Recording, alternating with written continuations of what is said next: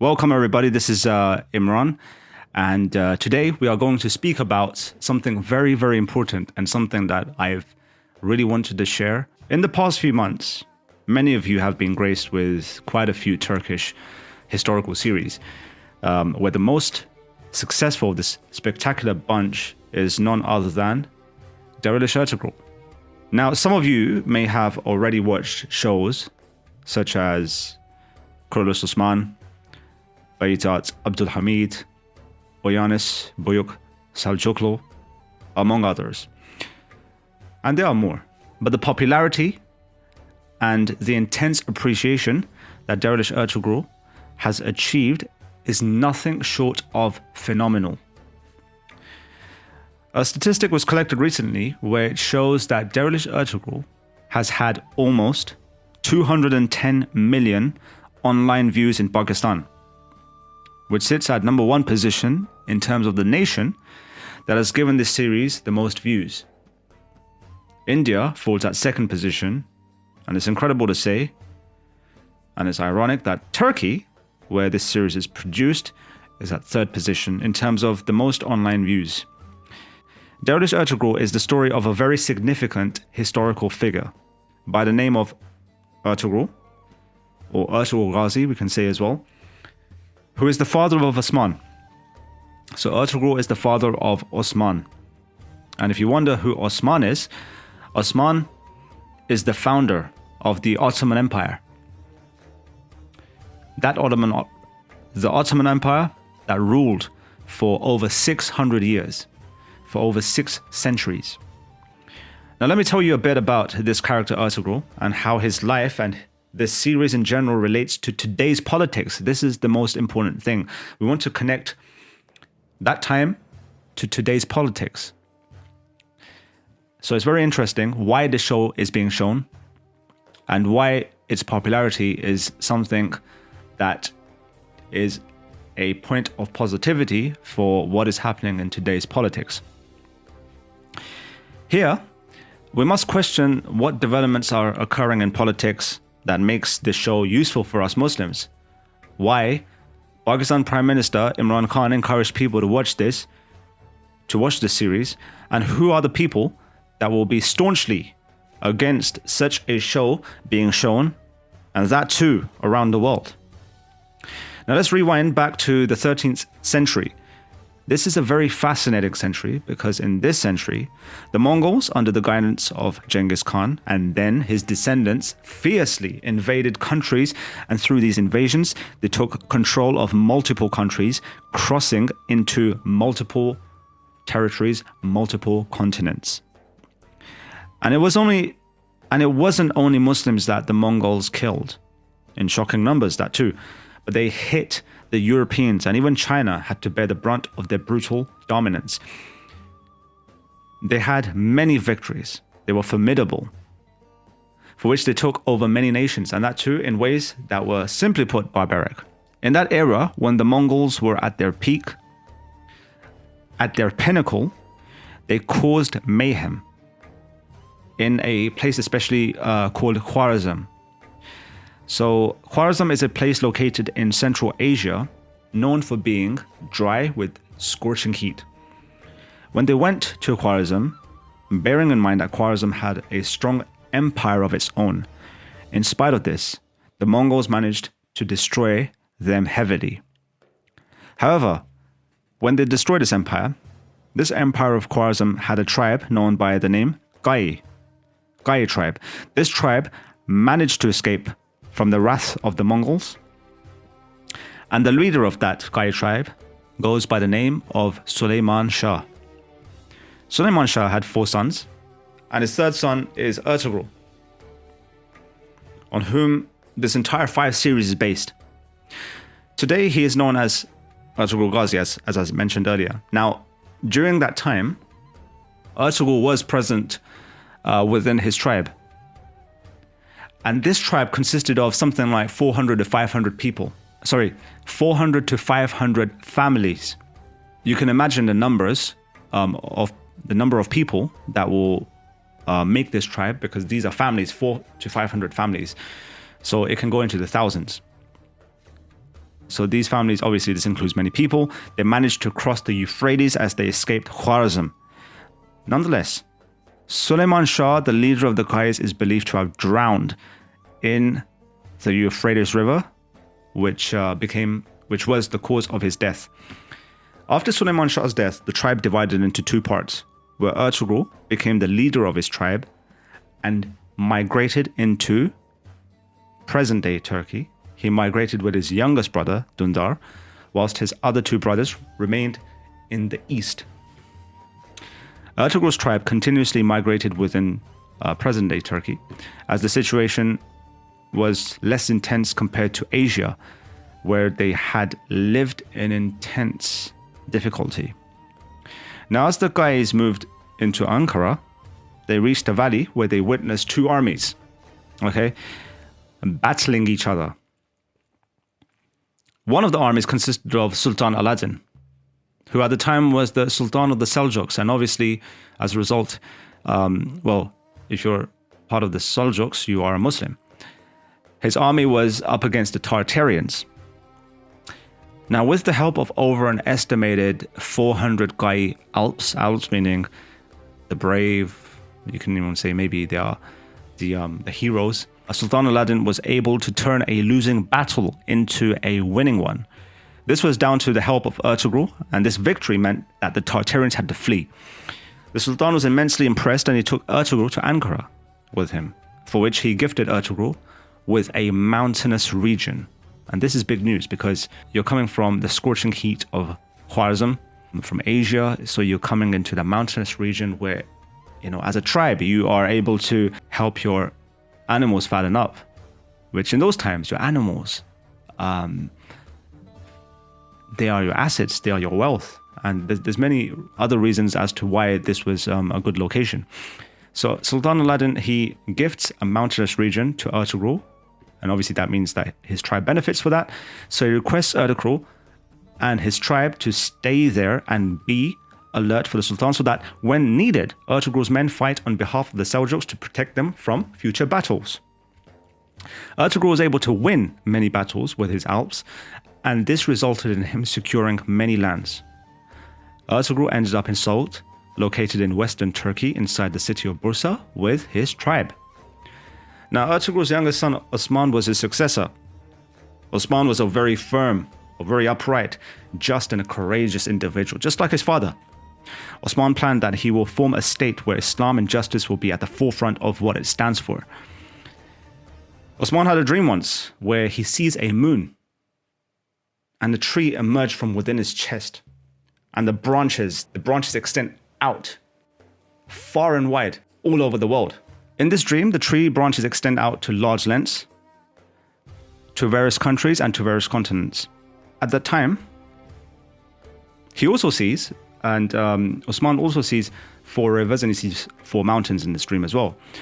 So at that time, Osman's murshid, i.e. his spiritual guide, told him that this dream indicates that he will rule over many lands, and so will his sons. His murshid, his spiritual guide, says to Osman that for Islam, you will do a great service, meaning that you have been chosen for this holy task. And how this dream became a reality. What he saw in his dream are 4 mountains and 4 rivers. As I mentioned, the 4 rivers were within his sultanate, and so were the 4 mountains, again extending to vast lands. When such a sign occurs, and the purpose with which Ertugrul lived, Osman was inspired to form the state, and as a result, he secured many victories in battles and kept on securing land upon land upon land, until he was able to reach into 3 continents. The Ottoman Empire had a rapid rise, and it lasted under 650 years. Towards the last century of this great empire, the empire weakened, and many traitors emerged that were responsible for its demise. So imagine, the Ottomans, along with the caliphate, had Mecca and Medina under their control, and they were the voice of the Muslims for a large chunk of their reign. There was even a time at its peak where it had control over 40 nations within the 3 continents that was mentioned earlier. Hence, they were immensely powerful and well known for their justice. Justice was at the forefront of what they stood for, really ingrained in their principles. When the First World War occurred, this is where the fall of the Ottomans became inevitable, and the Sultan at the time had to be exiled not so long after. the world essentially divided into two camps. One camp had nations such as Britain, France, US, Russia, and various others. On the other hand, or on the other side, Germany and countries close to Turkey gave support to the Ottomans as they tried their best to keep the caliphate, to keep the state. Initially, the Ottomans had success in World War I. However, they weakened with lack of funds and they fell through many defeats that led to their demise. Now, let's come to the interesting point. There comes a treaty. This is a very significant point that I'm going to mention, and this will be why I've actually made this video and why I will make a second part to this video as well. Now, keep in mind here, the Ottomans were over 3 continents, had 40 countries in their grasp. Suddenly, 40 of these countries found freedom for themselves. This includes Saudi Arabia, Iraq, the Balkans region, and various others. The idea of patriotism and independence really suited the nations at that time, which in my opinion brought great trouble to Muslims over the past century to the likes never seen before. When Turkey had control of Hijaz, after the collapse of the caliphate, it went to the Saudi government. However, whenever any changes were made on the original buildings or any relics were moved out of place from these holy sites, Turkey would send aircrafts to go and get each and everything from the smallest of stones and bring these into Istanbul. And all those stones and relics have been brought into Turkey as a reminder for them that at one point they had control of Hijaz. They had control of essentially Mecca and Medina, which are the 2 holy sites. Let's move to the crucial point of what I'm trying to get at. There occurs a contract, as I mentioned, there occurs a treaty in Lausanne, which is located in Switzerland. This contract was made. The things that were agreed led to a new life for Turkey, and many of their hopes and dreams were destroyed through this. I'll put forward this treaty to you, which is relevant even today, and many countries became a victim as a result of it. The treaty was that the Ottoman Caliphate will come to an end. All those that helped to run it will be removed. Some were even assassinated, some went off the grid, and some were forced to exile. So you can see here how the Caliphate was destabilized and removed, and that too over 3 continents, and with all these factors taken into account. Now, Turkey was made into a secular nation with the intent that there will be no Islamic law implemented, and it went to the extent that it became quickly known that the Islamic call to prayer, the azan, will not be called out, and many such laws came into play. Turkey as a nation was told that within these dramatic turn of events, there will be no room left for any talks of re-establishing the caliphate, nor will there be any tolerance for the discussion of Islamic law to be brought back. One other big setback Turkey had to endure due to this treaty was that they were forbidden to extract their own oil. Now imagine this, you're forbidden to extract your own oil. You can't drill for your own oil. This meant that within Turkey, their own country and abroad, Turkey was not allowed to drill for their own oil, so much so that to be able to use oil, Turkey will have to buy oil from elsewhere, i.e. outside nations. And imagine the wealth potential of actually having the green light to drill your own oil, extract it, not having to go to other nations to buy oil when you have oil already. The potential for this being a significant part of your GDP. Then if these setbacks weren't enough, we come on to the Bosphorus, which links Europe and Asia, historically seen as the business capital of the world and immensely a significant point of trade perhaps in human history, formerly known as Constantinople, and now known as Istanbul. Okay, so now known as Istanbul. This city was the business capital. This is in 1453, Sultan Mehmed II, one of the Ottoman sultans, at the age of 21, he goes into Constantinople with his army and he conquers Constantinople, and that was the end of the Byzantine Empire, which was the western division the eastern division of the Roman Empire. The Roman Empire lasted 1900 years, and that was essentially the end of them, the longest running empire in the history of recorded history. So this is the business capital historically of the world. this is a very, very important location because of the fact that it neighbors so many countries and so many sea vehicles pass through it. So in the Treaty of Lausanne, Turkey were forbidden to use the Bosphorus. That Bosphorus, which links the Black Sea to the Sea of Marmara, was declared as an international sea now. This meant that any sea vehicles that crossed the Bosphorus, such as ships, ferries, boats, whatnot, any sea vehicles, Turkey will have no right to take money from them, i.e. no form of tax will be taken. And this was a major blow because of how significant the Sea of Bosphorus is, perhaps the most significant in history when it comes to trade. Now, this agreement was agreed for 100 years, meaning that all the stipulations mentioned within this agreement, i.e. no caliphate, no more Ottomans, no Islamic law, no more Islamic law, no extraction of oil, and no taxes charged for sea vehicles moving through the Bosphorus, Turkey now had no right to go against this agreement for the next 100 years. Now, when is this 100 years coming to an end? This is the essential question over here. Some of you may have this question if you don't know already. This agreement or treaty of Lausanne became active. It was formed in 1923. Now, in 2023, i.e. in the next 2 years, Turkey will want to free itself from this treaty completely. And what does this mean for a free Turkey? This is where it becomes beyond interesting. And this is the biggest question for us talking about this here today. Current president of Turkey, Tayyip Erdogan, is seeing the world with a different light now. The question emerges, what do the Turks want and who outside Turkey are in fear of what's to come post the end of the Treaty of Lausanne in 2023? Now keep in mind here the story of Dirilis Ertugrul that has been shown to audiences all over the world. It is sharing the story of how the formation of a state that has Islam at its forefront is quite interesting. Even the word Dirilis means resurrection. Is this an opportunity for a resurrection for Muslims? Or a resurrection for the Ottomans to possibly come back? The series was first released back in 2014, and ever since then, we have seen new shows and series emerge that reminds Turks as well as Muslims, as well as the Muslim world, of what exactly we lost and where we find ourselves at this point as an ummah. This has really become the first step towards raising awareness, and it taps into our imagination what is to follow after July 2023. Now, there are many countries and agents within countries where this series has been well received, and they will never want a show like Dirilis Ertugrul to have the popularity it has because they will never want Muslims to know about what took place historically, what the Ottomans really stood for, and nor will they want them to know about the characters we see the actors play, because these characters are actual historical figures that only know how to inspire.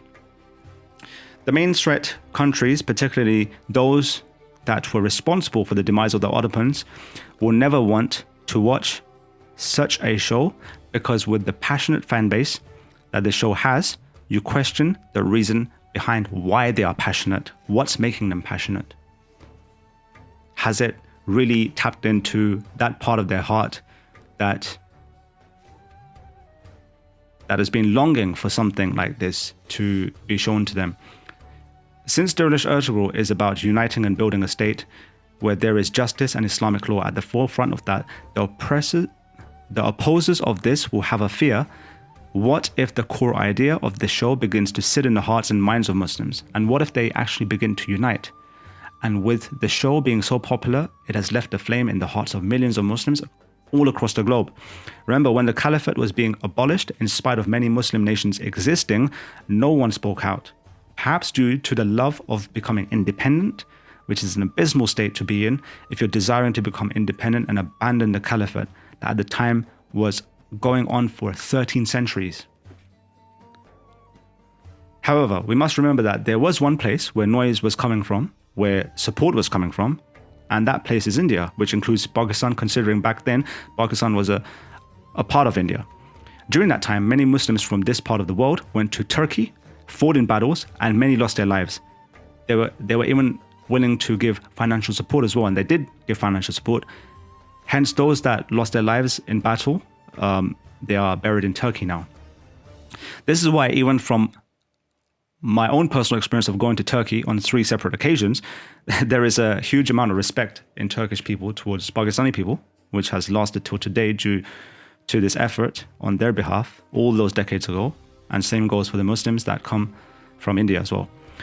Now we come towards the end of this particular episode. This is like part 1. But in the next one, in part 2, I will go into detail as to what we can expect from Turkey when 2023 emerges, and when the treaty agreement ends, what do we expect from Turkey?